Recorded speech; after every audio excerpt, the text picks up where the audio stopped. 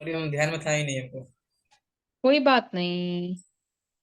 चलो देखो, how to write. Main examination के लिए अगर आपके सामने ये क्वेश्चन आता है तो आप आंसर कैसे लिखोगे? आप आंसर, आपके आंसर्स में एकदम प्रोबेबिलिटी होनी चाहिए, एकदम टू द पॉइंट होना चाहिए, और उसका स्ट्रक्चर जो होना चाहिए ना, वो देखते ही ऐसे लगे कि हाँ कुछ तो इस बच्चे ने लिखा है। Now the question is what is immovable property, give the incidence of transfer of immovable property which are judicially recognise. अब यहाँ पे ये वर्ड जुडिशियली रिकॉग्नाइज की जो बात की जा रही है, तो आप क्या लिखोगे? फर्स्ट आप इंट्रोडक्शन लिखोगे, सेकेंड आप डेफिनेशन लिखोगे इमूवेबल प्रॉपर्टी का, फिर जो इंसिडेंस को लेकर आपको पूछा गया है कि जुडिशली जो इमूवेबल प्रॉपर्टी को रिकॉग्नाइज करने के इंसिडेंस क्या है, फिर आप लिखोगे केस लॉ, फिर आप लिखोगे कंक्लूजन। ठीक है, दैट्स ऑल। दैट्स ऑल, आपका इतना ही होना चाहिए। जितना आप बढ़ा चढ़ा के लिखेंगे उतने आपको मार्क्स कम ही मिलेंगे। मतलब बहुत सोच समझ के लिखना पड़ता है। ठीक है ना, 1 2 3 4 आप बोलेंगे मैम इसमें तो की पॉइंट्स है ही नहीं। अगर यहीं पे अगर अपना टाइम वेस्ट कर दिया आप लोगों ने तो अब तो मर गए, क्योंकि आपको इंट्रोडक्शन लिखना है तो कैसे लिखना है देखो। The Transfer of Property Act is 1882 is enacted to define and amend the law relating to transfer of property by act of parties and not the transfer by operation of law. The act came into force on 1st of July 1882. ठीक है, ये खाली इतना introduction नहीं है, ये just part of introduction है जो आप इंट्रो स्टार्ट कर रहे हो अपना। This is your beginning of introduction, जैसे हम स्टार्टिंग कहेंगे। स्टार्ट में आप बताओगे कि भाई ट्रांसफर ऑफ प्रॉपर्टी एक्ट कब आया, फिर definition, amend the law relating to transfer, फिर हम इसमें एक्ट ऑफ पार्टीज के बारे में पढ़ते हैं, not the transfer, operation of the law. Operation law से ट्रांसफर नहीं हो सकता, ये बात मैंने आपको पढ़ा ही है। फिर ये एक्ट कब यस मैम। फोर्स में आया, जिसको लेकर अभी मैंने एमसीक्यू भी पूछा कि भाई ये एक्ट कभी फोर्स में आया था, है ना। आपको एमसीक्यू भी मैंने इसलिए यस पूछा, जैसे पता होना चाहिए। अब इसके बाद में, एक मिनट, इसका ऑब्जेक्ट क्या है? एक मिनट यार, जस्ट अ मिनट। हाँ,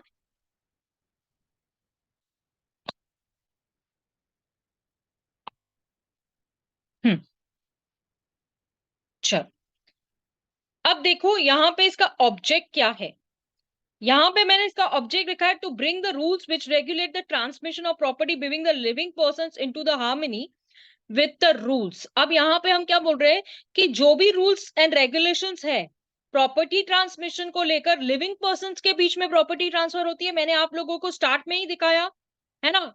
कैरी मिनाटी को मैं क्लास में लेके आई और कहा कि भाई तू ही बता दे मेरे बच्चों को कि लिविंग पर्सन से ही प्रॉपर्टी ट्रांसफर होती है। ठीक है, इसको कोई रेट्रोस्पेक्टिव इफेक्ट नहीं है, it has no retrospective effect. फिर उसके बाद में आप देखेंगे to complete the code of contract of law so far as relates to immovable property, transfer of property is a substantive law. ठीक है ना, establishing the rights and duties of parties under the transaction that is transfer is not a procedural law। अब यहाँ पर हमने उनको object भी बता दिया, भले ही एक छोटे से पार्ट में ऑब्जेक्ट बता रहे हैं, और भी इसको थोड़ा एम्फसाइज करेंगे, थोड़ा एलेबरेट करेंगे इस बात को। पर मैं आपको बता दूं कि देखो हम क्या लिख रहे हैं इसके अंदर, मेन ऑब्जेक्ट लिख रहे हैं कि ट्रांसफर ऑफ प्रॉपर्टी का ऑब्जेक्ट क्या था, कि रूल्स बना के रेगुलेशन ट्रांसमिशन करना किसके बीच में होता है, लिविंग पर्सन के बीच में होता है। कैसे होता है? रूल्स के हिसाब से होता है, इसको रेट्रोस्पेक्टिव इफेक्ट नहीं है। ये कॉन्ट्रैक्ट लॉ की कोड को लेकर इमूवेबल प्रॉपर्टी की जो डेफिनेशन है, ये एक सब्सटेंसिव लॉ है, ये rights and duties of parties को डिफाइन करता है। और ये जो है वो transaction that is transfer and not a procedure law. ये जो ट्रांसफर ऑफ प्रॉपर्टी है ये कोई प्रोसीजर लॉ नहीं है, इट्स अ सब्सटेंसिव लॉ। मैंने ऊपर इस बारे में बता दिया। ठीक है, आगे देखते हैं। आई अब हम, request PG to shut off mic please.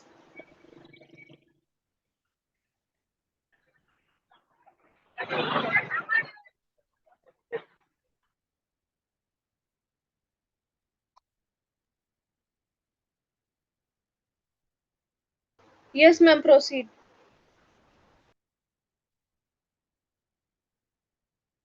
अब देखो, the definition of immovable property is given in section is not exhausted. It simply says that immovable property does not include, अब यहाँ पे हमने बता दिया कि इमूवेबल प्रॉपर्टी क्या इंक्लूड नहीं करती है, standing timber, growing crops, grass.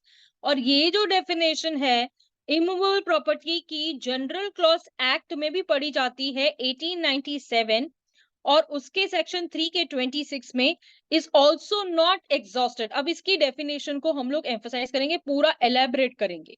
ठीक है, हम आगे डेफिनेशन पे। The definition of immovable property applies to transfer of property. The transfer of property excludes certain things, while General Clause Act includes certain things. मैंने यहाँ पे बता दिया कि जो definition है immovable property की, transfer of property में कुछ चीजों को include करती है, कुछ चीजों को exclude करती है। क्या exclude करती है, क्या include करती है? अगर इस definition को पढ़ा जाए तो land जो है, इमूवेबल प्रॉपर्टी क्या इंक्लूड करती है? लैंड इंक्लूड करती है। Benefit arise out of land, यानी कि अगर आपको बेनिफिट नहीं मिलता लैंड से, जो things attach to the earth, ये तो हम लोगों को पता है इमूवेबल प्रॉपर्टी, एक्सेप्ट छोड़ के standing timber, growing crops and grass. ठीक है, उनको छोड़ के। अब हमने यहाँ पे क्या बता दिया, डेफिनेशन दिखा दिया, डेफिनेशन का पार्ट यहाँ पे बता दिया हमने। आप देखो कि जो डेफिनेशन है इसको ट्रांसफर ऑफ प्रॉपर्टी एक्ट के सेक्शन नंबर 3 में ऑफ इंडियन रजिस्ट्रेशन एक्ट को भी कवर किया है मैंने, is an appropriate. Transfer of property includes lands, building, hereditary allowances, right to way, lights, fisheries, ferries or any other benefit to arise of the land and the things attached to the earth, but it does not include, क्या include नहीं करता है? Standing timber, growing crops और grass. आपकी definition complete होनी चाहिए इस तरीके से। तो डेफिनेशन का मतलब सिर्फ वन लाइन डेफिनेशन नहीं होता कि आपने 2-3 लाइंस में डेफिनेशन को एक्सप्लेन कर दिया and the definition gets over. No, that's wrong, that's wrong. अब देखो, definition of transfer of property जो है इमूवेबल प्रॉपर्टी को लेकर, अब यहाँ पे बता रही हूँ, गिवन अंडर 3 स्टैट्यूज। अब यहाँ पर इस डेफिनेशन को जो इमूवेबल प्रॉपर्टी की है, इसको 3 स्टैट्यूज में डिवाइड करके give no guidance as what is meant by attach and permanently fasten. अब यहाँ पर हम लोग अलग अलग एस्पेक्ट्स देखेंगे। देखो, हम फर्स्ट एस्पेक्ट देख रहे हैं लैंड, जिसमें आप क्या कवर कर रहे हो, लैंड बोल रहे हो। द टर्म लैंड इंक्लूड्स, आपने पहले क्या किया, इंट्रोडक्शन बताया, उसका ऑब्जेक्ट बताया, उसका डेफिनेशन बताया। अब डेफिनेशन में इसमें क्या था, क्योंकि इसने इंडियन रजिस्ट्रेशन की एक्ट के बारे में बोला जो कि इमूवेबल प्रॉपर्टी से रिलेट कर रही थी, तो हमने क्या किया, अब इमूवेबल प्रॉपर्टी का डिफाइन किया, उसको डिफाइन किया, और उसके बाद में हमने उसके जो भी टर्म्स है जो इंक्लूड करते हैं इमूवेबल प्रॉपर्टी को, जैसे land is a part of immovable property, correct? हाँ, द टर्म लैंड इंक्लूड्स, इसमें क्या क्या इंक्लूड करता है, इसके एलिमेंट्स लिखे जाते हैं। To determine the portion of surface of the earth, अब यहाँ पे surface of the earth cover करता है। The ground beneath the surface, उसके नीचे जो ग्राउंड, जो बीनीथ यानी लैंड का ही सरफेस है जिसके बारे में हम बात कर रहे हैं। All the objects which are और under the surface, natural states include minerals, lakes, ponds and rivers within its boundary. All object placed by human agency on or under the surface with an intention of permanent annexation include building, walls and fences. ये आपके ना answers में ऐसे लिखा होना चाहिए। जो आप आंसर लिखते हैं ना, वो पता नहीं क्या होता है मुझे। मैं एक बात बता रही हूँ कि जो आप लोगों को सिखाते हैं कि क्वेश्चन के आंसर को कैसे लिखा जाए, तो प्लीज क्वेश्चन के आंसर्स को ऐसे ही लिखा जाता है। मेंस के लिए 100% आपको ऐसे लिखना है। लैंड को लेकर आपने बोल दिया क्या, लैंड एक ये है, एक piece of parcel of property है, तो you can not write that, proper आपको लिखना है। अब आगे देखेंगे,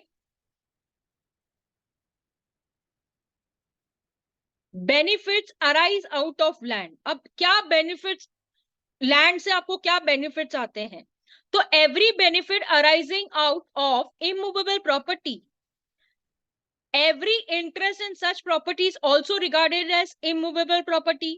फिर इंडियन रजिस्ट्रेशन एक्ट जो आपको बेनिफिट देता है, arising out of land, right to way, lights, fisheries, ferries, if in the, आप देखोगे कि यहाँ पर आप जो डेप्थ होता है, अब मैं आपको बताती हूँ, एक होता है सिक्योर्ड डेप्थ, एक होता है अनसिक्योर्ड डेप्थ।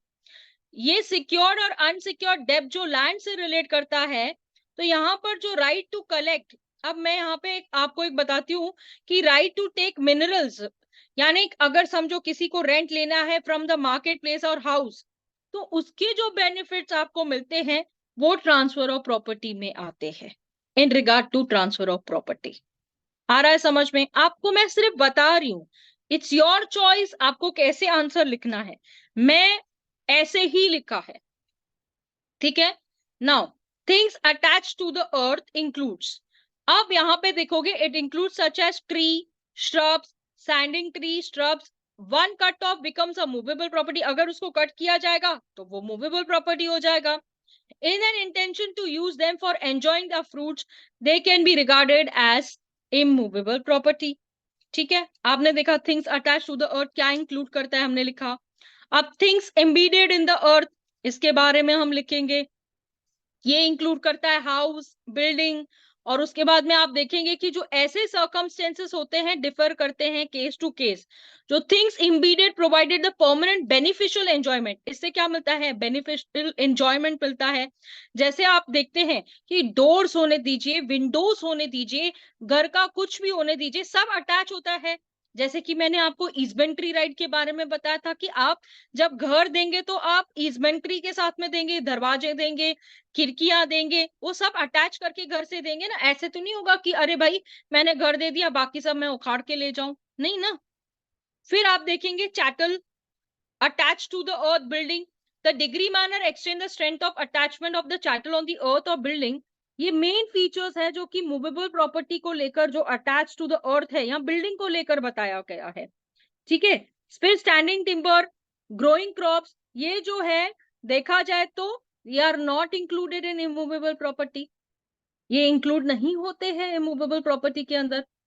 उसके बाद हम इंग्रेडिएंट्स लिखेंगे इमूवेबल प्रॉपर्टी में, right to collect rent of transfer of property, places after the affair, ferry, right to way, right to fisheries, right to secure the डेब्ट by mortgage, hereditary officers, future rent and profits of land, equity of redemption, reversion of property lease, interest of mortgage of immovable property, right to collect from trees, lack from trees, but falling are not transfer of property। हमने यहाँ पे पहले बता दिया transfer of property क्या है, इसमें बता रहे हैं हम फ्रॉम ट्रांसफर ऑफ प्रॉपर्टी में क्या इंक्लूड होता है या नहीं होता। राइट टू वर्शिप इंक्लूड नहीं होता इमूवेबल प्रॉपर्टी के अंदर। रॉयल्टी जो होती है वो इंक्लूड नहीं होता। अ डिक्री ऑफ सेल वो इंक्लूड नहीं होता। Decree for years of rent include नहीं होता। राइट टू रिकर मेंटेनेंस, हमने कल ही बात की थी मेंटेनेंस को लेकर, फ्यूचर मेंटेनेंस की इतनी सारी बात की थी हमने, वो इंक्लूड नहीं होता। Machinery which is permanently attach to the earth. फिर उसके बाद गवर्नमेंट एंड प्रोमिसरी नोट्स। फिर आप देखेंगे स्टैंडिंग टिम्बर के बारे में, ग्रोइंग क्रॉप्स एंड ग्रास के बारे में लिखा है ना। फिर उसके बाद में आप क्या लिखेंगे, आप लिखेंगे केस लॉ, जो भी आपको एक केस लिखना है, पर आपको ये सिर्फ इतना सा केस नहीं लिखना है ब्रीफुली। ये तो मैंने सिर्फ व्हाट कोर्ट हेल्ड इतना बता दिया कि शिव दयाल वर्सेस पट्टूलाल का केस है जिसमें court held that the mortgage of the position of a fruit bearing a tree with an intention of the mortgagee is to enjoy the fruit but not to fell the tree is a mortgage of immovable property। अब ये citation है जो आप लोगों को लिखनी है। उसके बाद में आप कंक्लूजन लिखोगे on going through the definition of transfer of property under TP, Indian registration act, general clause के एक्ट के बारे में मैंने लिखा था उधर। The definition of transfer of property includes land, benefit arising of land and things attached to the earth, does not include standing timber, growing crops and grass। Now this is a form which you are supposed to write। तो आप लोगों को में से कौन ऐसा answer लिखता है, कोई मुझे बताएगा कि do you all write it in this ways. Question जब ऐसा आएगा तो आप आंसर कैसे लिखते थे?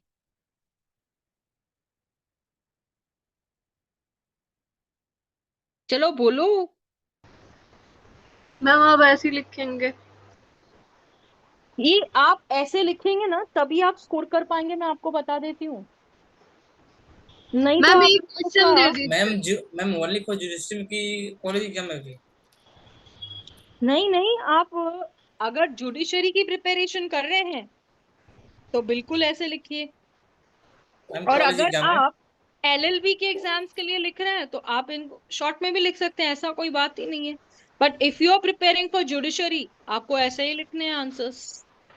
एवरी क्वेश्चन का आंसर जो होगा वो प्रॉपरली एलैबोरेशन होना चाहिए, टू द पॉइंट होना चाहिए, और उसका जो भी हम लिख रहे हैं, जैसे इंट्रोडक्शन लिखा, फिर हमने उसके बारे में बताया, फिर हमने उसका डेफिनेशन लिखा, फिर डेफिनेशन के ऑब्जेक्ट को बताया, फिर डेफिनेशन कहाँ कहाँ यूज होती है वो सब बताया, फिर उसमें हमने इमूवेबल प्रॉपर्टी का जिक्र किया, फिर इमूवेबल प्रॉपर्टी का कैसे हम लोग ने उसके ऑब्जेक्ट जो जुडिशियल पॉइंट ऑफ व्यू पे उसने पूछा, फिर मैंने बताया क्या इंक्लूडेड होता है ट्रांसफर ऑफ प्रॉपर्टी के इमूवेबल में, क्या इंक्लूडेड नहीं होता मूवेबल में, फिर मैंने केस लॉ लिखा, फिर मैंने कंक्लूजन लिखा।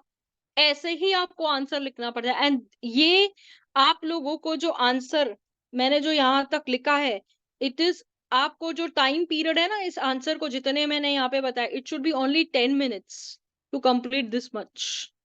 ये स्पीड होनी चाहिए आप लोगों की कि 10 मिनट में आप उस क्वेश्चन के आंसर को ये कर सके। समझ रहे हो? मैम यस यही मैम। दिक्कत मैम है। एक क्वेश्चन दे दीजिए। हाँ, yes, why not, why not, क्यों दे ना एक दीजिए। क्वेश्चन मैम ये दे दूं, क्यों आंसर नहीं। थोड़ा पीडीएफ पे मैम सेंड स्पीड कर ही मेंटेन सकते नहीं हो हैं क्या? पाता है। हाँ, क्या बोल रहे? स्पीड नहीं हो पाता है। वो तो करना ही पड़ता है ना, प्रैक्टिस करके ही आपको स्पीड आएगा ना। ऐसे स्पीड कैसे आएगा आप लोगों को तुम जब तक टाइपिंग कम किया आप। करो। हम्म। टाइपिंग कम किया करो और लिखा ज्यादा करो तो स्पीड नहीं, बढ़ेगी। वो एक्चुअली मैं आपको एक बात बताती हूँ, वो टाइपिंग नहीं करता है, what he does you know, वो कॉपी पेस्ट मारने में इंटरेस्टेड है। मैं आपको बता दूं, नकल वाले मुझे ना बंदर लगते हैं। मैं क्लियर कट बताती हूँ। जो नकल करते हैं ना, कॉपी करने की कोशिश करते हैं, क्योंकि अ, आज तो आपने नकल कर ली, शायद मेरी नकल भी आप करते होंगे, लेकिन जब हम ओरिजिनलिटी पे आते हैं ना, तो वो बिल्कुल झलक के आएगा, और इससे क्या होगा, आप प्रैक्टिस में भी उतरेंगे ना तो भी आपको ये बहुत हेल्प होएगा। चलो, I am giving you one question. What is a transfer as per transfer of property? What is a transfer as per the Transfer of Property Act? State what is the effect of transfer. State what is the effect of transfer. ठीक है, लिखा? तो कल yes इस ma'am. Question को लिख के आइएगा, फिर मैं ओके मैम। देखूं कि आप लोग कैसे लिखते हैं। और ये पढ़ाया हुआ है, मैंने जो क्वेश्चन आपको पूछा है ना, this I have taught you, तो मैं उसके परे नहीं मैम क्वेश्चन पूछी हूँ। रिपीट कीजिएगा एक बार।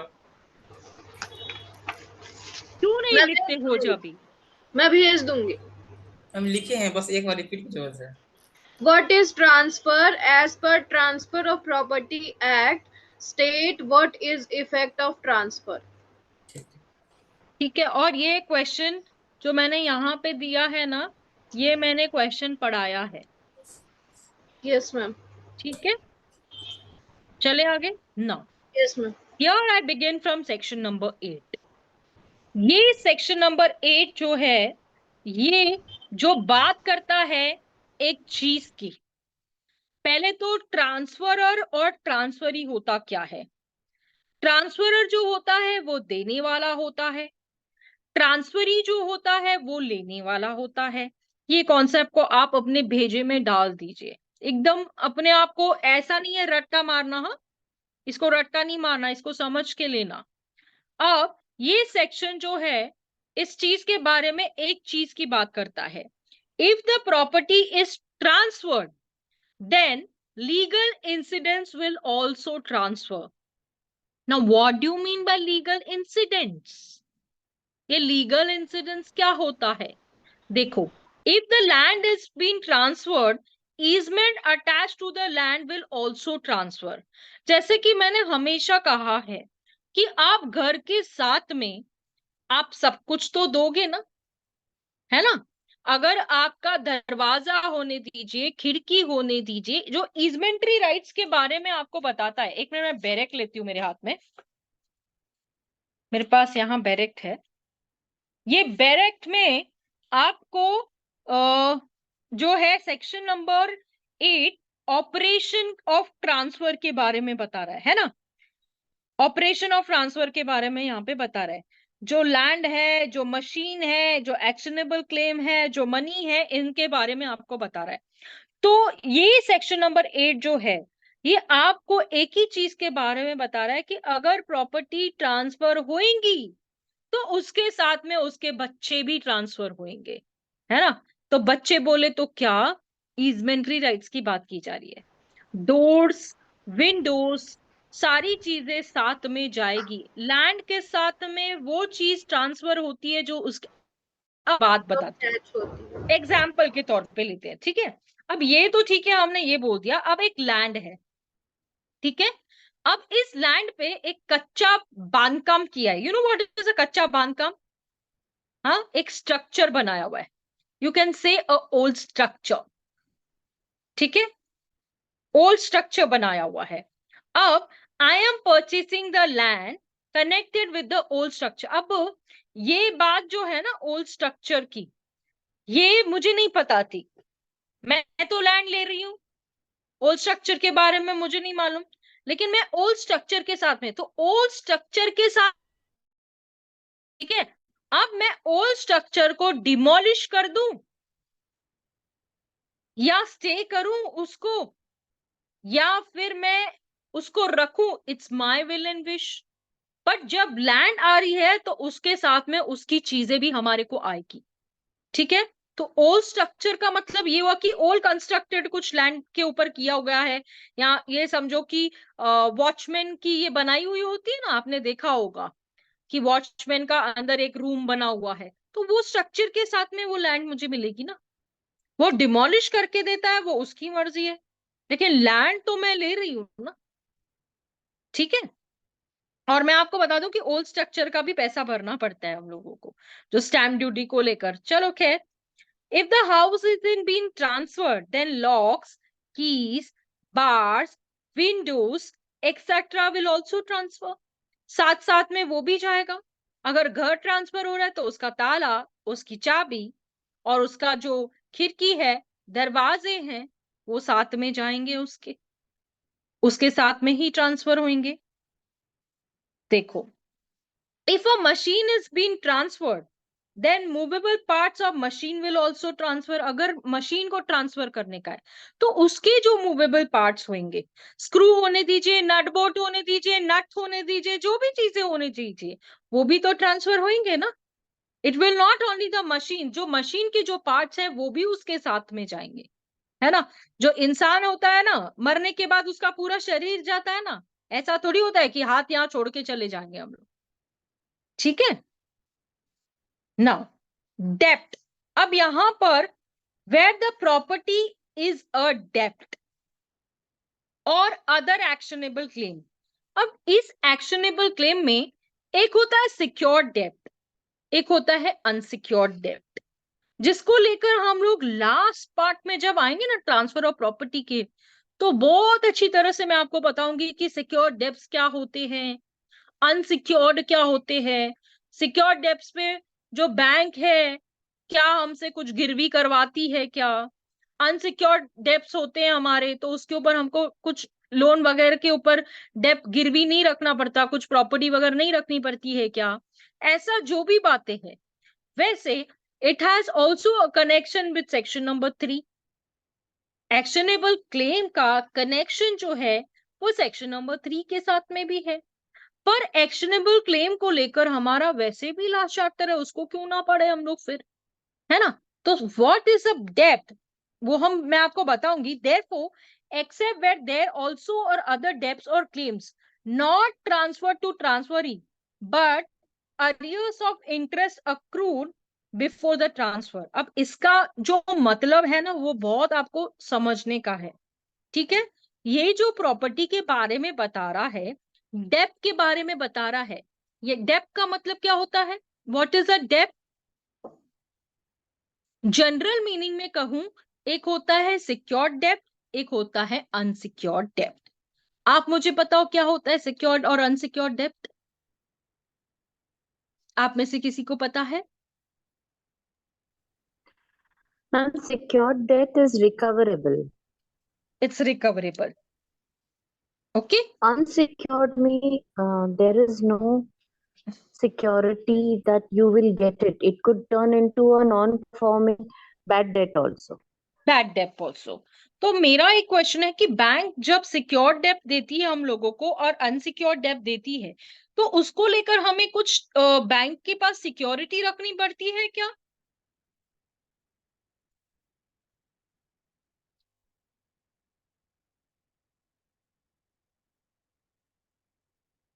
बताओ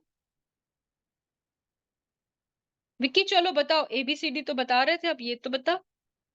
यस मैम, रखना पड़ता है। किस में रखना पड़ता है, सिक्योर्ड में या अनसिक्योर्ड में? मैम सिक्योर में। सिक्योर्ड डेब्ट में हमको कुछ ना कुछ मॉर्गेज रखना पड़ता है, अनसिक्योर्ड में नहीं रखना पड़ता है ना। उस्मा, उस्मा का वीडियो अटक गया है। अब देखो, जो arrears of interest accrued before the transfer, अब डेब्ट का मतलब यहां पर क्या है, जो कि एक्शनेबल क्लेम में आता है, तो वहां मैं कवर करती हूँ। फिलहाल एग्जाम्पल लेते हैं, विक्की, उस्मा एंड लावण्या, ठीक है। यहां पर विक्की ने बोरो किया है 10 लाख रुपया from Usma.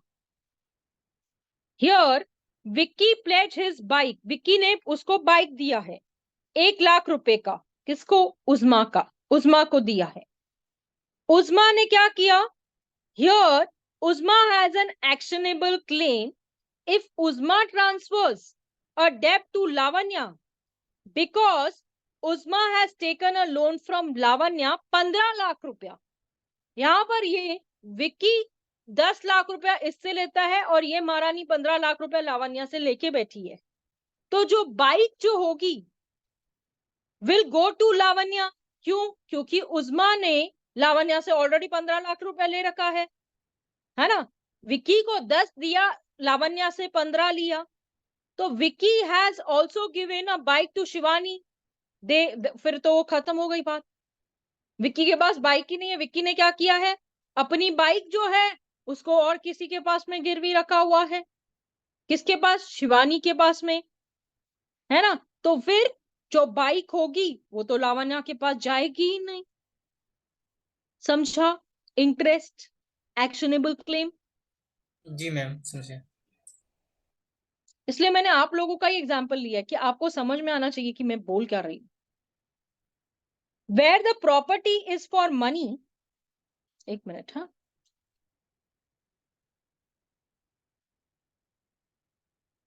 where the property is money and other property yielding income, the interest or income accruing from transfer that affects। अब जो प्रॉपर्टी है, अगर प्रॉपर्टी एक पैसा है जिससे आपको इनकम होने वाली है, फायदा होने वाला है, मुनाफा होने वाला है, तो उसका जो मुनाफा आपके आएगा उसके ट्रांसफर पे इफेक्ट होगा।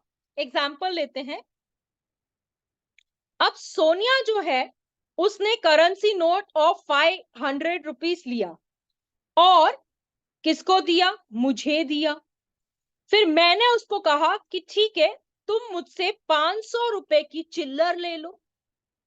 ठीक है, करेंसी नोट्स के बदले हमारी चिल्लर एक्सचेंज हो गई। ठीक है, उसने नोट दिए, मैंने चिल्लर दी। तो जो इंटरेस्ट अक्रूव हुआ यहां पर, हाँ, फ्रॉम सोनिया, जो नोट्स आए, जो कॉइन्स आए, तो वो जो इफेक्ट होएगा वो दोनों पे होएगा, क्योंकि इंटरेस्ट अक्रू हो रहा है, उसमें फायदा हो रहा है हमारा। क्या हो रहा है? नोट जा रहे हैं, कॉइन्स आ रहे हैं, उसमें जो भी इंटरेस्ट होएगा आएगा, मुझे मेरा, उसको उसका। ठीक है, अब देखो आगे देखते हैं कि विक्की ने ये जो है ये विक्की भाई साहब है हमारे, यहाँ पे खड़े हैं, आप देख सकते हैं। Vicky transfer his fix deposit 1,00,000 रुपया, किसको? राजेश को। 1 साल के बाद जब ट्रांसफर को 1,00,000 रुपया जो था वो इंक्रीज हो गया, इंटरेस्ट मिलता है ना एफडी के ऊपर, आपको पता होगा कि फिक्स डिपॉजिट के ऊपर हमें इंटरेस्ट मिलता है, तो वो इंटरेस्ट 10,000 रुपया हो गया 1 साल के अंदर। अब जो उसको इंटरेस्ट अक्रू होगा, तो उसके बाद में विक्की को जो अपना अमाउंट जो है एफडी वाला अमाउंट राजेश को ट्रांसफर करना है, तो वो इंटरेस्ट जो होगा which is an accruing after the transfer, जो उससे मिलेगा वो किसके पास जाएगा? राजेश के पास जाएगा। समझा? क्यों? यहां पर इंटरेस्ट इन्वॉल्व है। ठीक है, क्योंकि विक्की ने क्या किया? ट्रांसफर किया। क्या ट्रांसफर किया? फिक्स डिपॉजिट को ही ट्रांसफर किया। किसके नाम पे किया? राजेश के नाम पे किया। कितना किया? 1,00,000 रुपए किया। तो बेनिफिट कौन लेगा? राजेश लेगा। कितना लेगा? जितना इंटरेस्ट आएगा। समझा? कुछ मैंने बीएचडी में तो नहीं बोला यार, इतना इतना नो साइलेंट मैम, है बहुत क्लास अच्छा, में। मेरे को तो डर बहुत लग अच्छा। रहा है, आगे से बताओ। मेरे को तो डर लग रहा है, पता नहीं आ भी रहे कि मैं ही ऐसे बकड़ बकड़ बकड़ बोल रही हूँ बस। नो अब मैम। यहां से चलेंगे ओरल ट्रांसफर। ठीक है, ओरल ट्रांसफर को लेकर आपने आपकी स्टडी जो होगी सेक्शन नंबर 9 को लेकर वो इतनी सी होगी कि भाई जो राइटिंग में नहीं है वो मुंह जबानी है ना? सेठ का पेट, है ना? सुना होगा आप लोगों ने, बहुत लड़के ऐसे मस्ती करते हैं, अरे ये सेठ का तो पेट है। तो ये ओरल ट्रांसफर जो होता है ना, ये पेट देख के किया जा सकता है। आप बोल रहे क्या, ये क्या बोल रही है, कि क्या बोल रही है पेट देके ट्रांसफर? मतलब ये ओरल ट्रांसफर का मतलब होता है मुंह जबानी व्यवहार। मुंह जबानी व्यवहार का मतलब है मैंने कह दिया कि मैं अपनी प्रॉपर्टी गौरव को देती हूं। हो सकेगा क्या ट्रांसफर? ओरली मैं अपनी प्रॉपर्टी यस मैम। गौरव को देती हूं, अगर तो कहीं वो पे क्या कोई ट्रांसफर? एक्सप्रेसली बताया नहीं गया है तो उस जगह पे ओरल ट्रांसफर हो ट्रांसफर सकता अगर ऐसी बात है, अब देखो आप, ओरल ट्रांसफर जो आपका बैरिक लैंग्वेज बोलता है, ओरल ट्रांसफर ऑफ प्रॉपर्टी में बी मेड विदाउट राइटिंग, बिना लिखा पढ़ी के, कोई डॉक्यूमेंट की जरूरत नहीं, मेरा मुंह काफी है बोलने के लिए। In every case in which writing is not expressly required by the law, यानी कि जहां पर लिखा पढ़ी लॉ आपको परमिट करता है। मैंने मर्सिडीज ली और मेरा दिल हुआ आज से मेरी मर्सिडीज उस्मा की, उस्मा ले मर्सिडीज चलाना तू। Oral transfer, my will my wish, मैं कर सकती हूँ, मेरी मर्जी। ठीक है ना? अब ये ओरल ट्रांसफर अगर घर को लेकर हो गया तो कैसे होगा? डिलीवरी ऑफ पोजेशन, इसमें दो बात आएगी, आप में लिखी भी हुई होगी, जिनके पास में हिंदी वाला बैरेक्ट होगा डेफिनेटली उसमें डिलीवरी ऑफ पोजेशन और रजिस्ट्रेशन के बारे में लिखा हुआ रहेगा, है ना? मेरे ख्याल से होना तो चाहिए, है ना? है नो है नहीं मैम, मतलब थोड़ी सी एक ही लाइन की लैंग्वेज लिखी हुई है बस उतना ही लिखा है। Yes ma'am.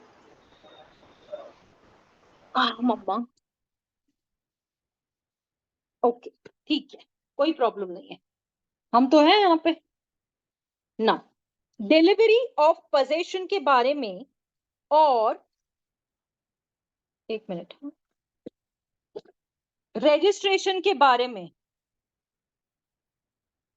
ठीक है, ये दोनों पॉइंट्स इंक्लूड करता है ओरल ट्रांसफर में। एक्चुअली मैं थक गई हूं ना, इसीलिए बंद कर रही हूं, मैं सुबह से बैठी हूँ इसलिए, हाँ सॉरी।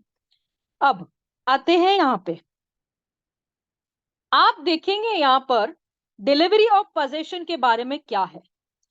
पोजेशन, कौन सी पोजेशन, क्या पोजेशन, कौन सी पोजेशन की बात की जा रही है यार? ये तो प्रॉपर्टी की पोजेशन की बात की जा रही है। जो मेरा दिल हुआ है, मैं गौरव को मेरी प्रॉपर्टी दे रही हूं। My will, my wish. तुम कौन होते हो मुझे मना करने वाले? The properties may be transferred by delivery of possession only when writing is not necessary for transfer. जहां पर लिखा पढ़ी की जरूरत नहीं है, कर सकते हैं, बिल्कुल कर सकते हैं। जनरली जो ट्रांसफर्ड प्रॉपर्टी है, जैसे अब हम टेनेंसी को ट्रांसफर करते हैं, महीने टू महीने टेनेंसी का ये होता है, मंथ टू मंथ टेनेंसी होती है। आपको पता होगा कि आप एक महीने के लिए भी अपने घर को रेंट आउट कर सकते हैं ना। What is the issue? Month two month tenancy हो सकती है, डिलीवर कर सकती हूँ मेरी पोजीशन, और मैं उसको ओरली बोल सकती हूँ ये ले मेरा घर, तू एक महीने के लिए रह। ओरली मैंने उसको दिया रहने के लिए, मेरी मर्जी। Hello yes. मैम, आपकी आवाज नहीं आ रही है मुझे। नहीं आ रही है? No ma'am, it's cutting very badly. शायद मेरी तरफ भी प्रॉब्लम होगा, but I am losing on lesson. एक मिनट। नो मैम, इधर से सही है मैम, आवाज सही आ रही। Maybe my side ma'am, but मैं भी चेक करने लिया इसलिए कि मे बी ऐसे तो नहीं है कि अब मेरे से कुछ हो रहा है। मेरा ऑन है।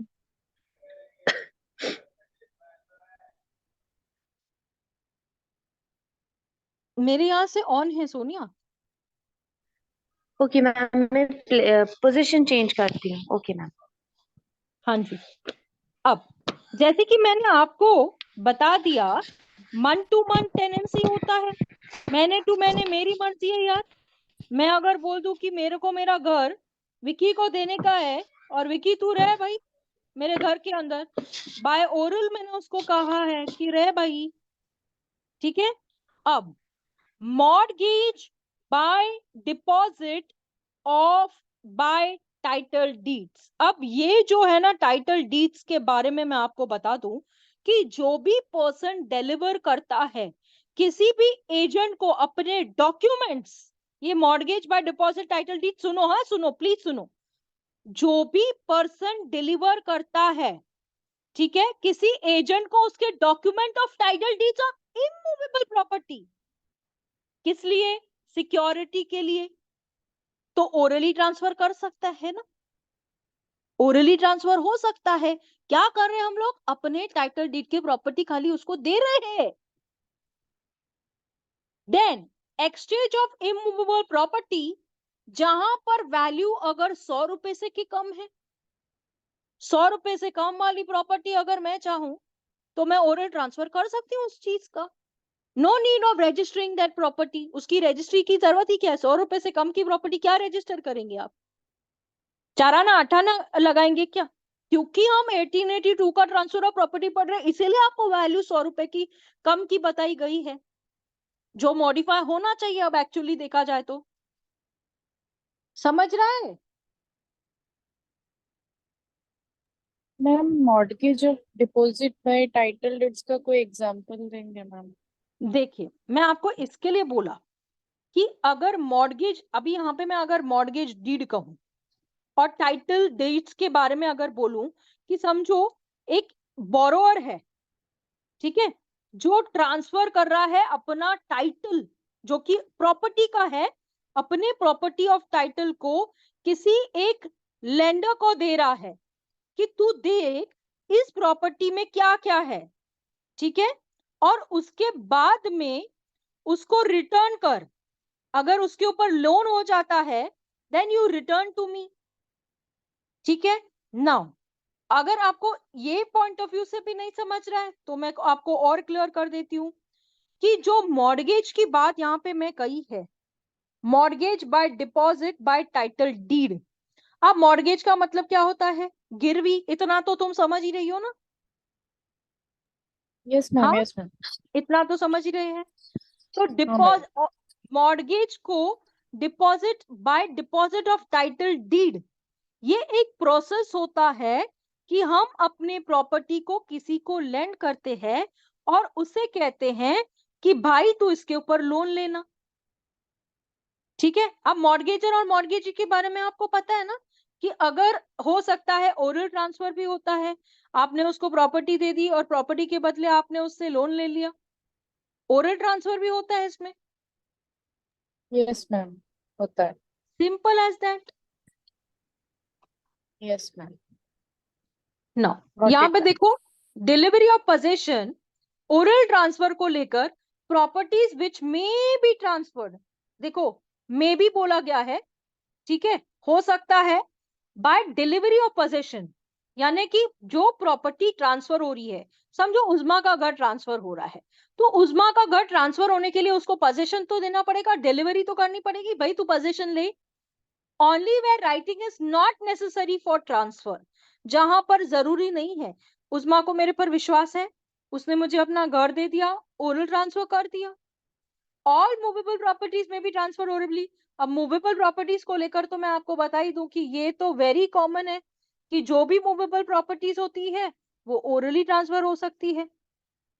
आप क्या करोगे, आप जो पालक बेचने की अगर ऐसा मूवेबल प्रॉपर्टी है अभी, हाँ, जो कि पेरिशेबल है, तो उसको लेकर आप प्रॉपर्टी के पेपर्स तैयार करोगे क्या, या डॉक्यूमेंट तैयार करोगे कि ओरली ट्रांसफर कर दोगे कि हाँ ले भाई इतना हुआ, इतना मेरे को दे, बात खत्म।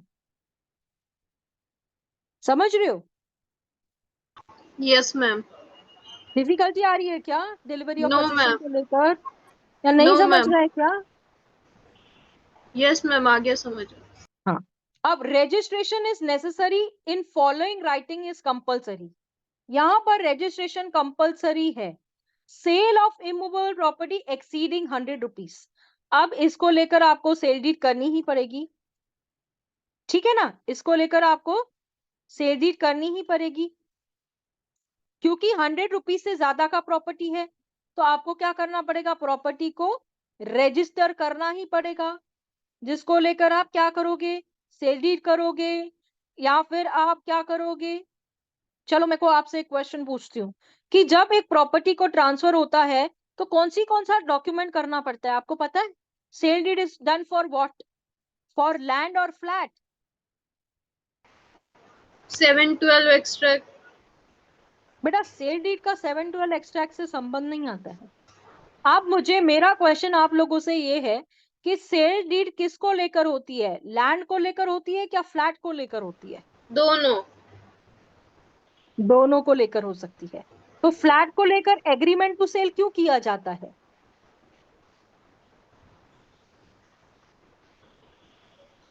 मैम वो लैंड उसकी नहीं होती, मतलब इंसान की, he has a certain floor premise he is buying from the person who originally contracted. तो आपका कहना सोनिया ये है कि लैंड का हम सेल डीड ये करते हैं क्योंकि उसकी लैंड नहीं है, ऐसा? नहीं है, हाँ agreement to sale because someone is developing it. हाँ हाँ, ये बात आप बोलो, ये बोलो, मैं तो डरी गई कि आप ये क्या बोल रहे हो। एग्रीमेंट टू सेल को लेकर हम इसलिए करते हैं क्योंकि लैंड इस पर्सन की नहीं है, लैंड पे अब मैंने कल आपको बताया था कि लैंड ओनर ने क्या किया, एक पर्सन को दे दिया, किस लिए, डेवलप करने के लिए, तो इसीलिए हम उस चीज को अग्रीमेंट क्या करते हैं, क्या करते हैं, एग्रीमेंट टू सेल करते हैं, ठीक है। अगर लैंड है तो लैंड का सेल डीड होता है, अगर आपका फ्लैट है तो फ्लैट में अग्रीमेंट टू सेल होता है, ठीक है। हाँ, लेकिन एक बात बताती हूँ और एक चीज, अब आपने डेवलपर से लिया तो आपने एग्रीमेंट टू सेल किया, ठीक है ना, सुन के ले लो ये बात, क्यों बोल रही हूं, ये अंडरस्टैंडिंग पॉइंट ऑफ व्यू से बता रही हूं आपको मैं। अब यहां पे समझो उस्मा ने एग्रीमेंट टू सेल करके ये फ्लैट लिया, ठीक है। अब उस्मा क्या करेगी, एग्रीमेंट टू सेल करेगी कि सेल डीड करेगी? Agreement to sale. क्यों करोगी, तुम ओनर नहीं हो क्या? मैम ओनर है लेकिन किसी लैंड के ओनर नहीं है ना, वो एक पर्टिकुलर प्रीमाइजेस है, कोई एक मतलब एक, हमें भी तो एग्रीमेंट टू सेल हुआ है तो हम भी एग्रीमेंट टू सेल ही करेंगे ना।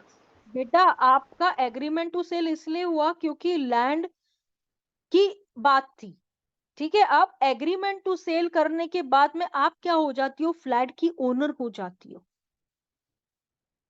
ठीक है। You become the first owner of the property. First owner मतलब यस मैम। आपके पास क्या आ गई, ओनरशिप, आपके पास क्या आ गया, टाइटल, सॉरी टाइटल आ गया। तो आप अभी क्या करोगी, सेल डीड करोगी। नहीं बताएगा आप लोगों को ये कोई ये आपको कोई नहीं बताएगा, नहीं बताएगा। आप पूरा YouTube चांद मार के दिखाओ। The teacher who's telling you कि when you are supposed to do sale deed, when you are supposed to do agreement to sale, and how does counter कि लैंड को लेकर हम सेल डीड कर रहे हैं, फ्लैट को लेकर हम अग्रीमेंट टू सेल कर रहे हैं। उस राइट है Sonia, Yes, ma'am. Yes. Correct है कि करेक्ट है हम जब मैम। सेल डीड कोई करते नहीं हैं, बताएगा मैम, ये कोई नहीं बताएगा। हाँ लैंड को लेकर हम जो बोल रहे हैं ना यहाँ पर सेल डीड करेंगे, तो हर कोई मतलब आप एक लॉयर के पास प्रैक्टिस करने चले जाओगे ना, किसी के पास इंटर्नशिप, तो वो भी आपको बोलेगा कि ये तुमको मालूम नहीं है क्या। तो डोंट गेट अंडर एस्टिमेट। पर मैं आपको एक जनरल चीजें इसलिए बता रही हूँ क्योंकि रजिस्ट्रेशन की बात है। तो sale deed is a part of a registration, क्योंकि सेल ऑफ इमूवेबल प्रॉपर्टी जो कि सेल डीड के बारे में बात कर रही है, ये सिर्फ सेल ऑफ इमूवेबल प्रॉपर्टी के बारे में नहीं बात कर रही है। आप ये बोलेंगे कि मैम इसका मतलब तो यही है ना कि एक प्रॉपर्टी जो सेल करेंगे जिसकी जो पैसा होगा 100 रुपए से ज्यादा का होगा, तो हमें वो प्रॉपर्टी को रजिस्टर करना है। कहने का मतलब तो यही है ना। फिर आप ये सेल डीड की बात क्यों बोल रही हो हमको, क्या जरूरत पड़ी है सेल डीड की बात करने के लिए। क्योंकि सेल है ना, जिसकी आप किसकी कर रहे हो, इमूवेबल प्रॉपर्टी की कर रहे हो। तो इमूवेबल प्रॉपर्टी में क्या इंक्लूड हो रहा है, लैंड इंक्लूड हो रही है। तो लैंड में क्या करोगे, आप सेल डीड करोगे।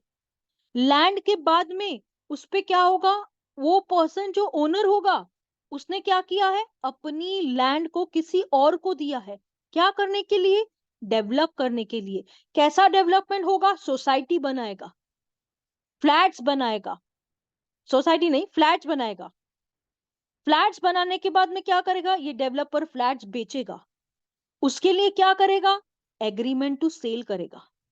एग्रीमेंट टू सेल जिस पर्सन को करेगा वो क्या हो जाएगा, ओनर हो जाएगा।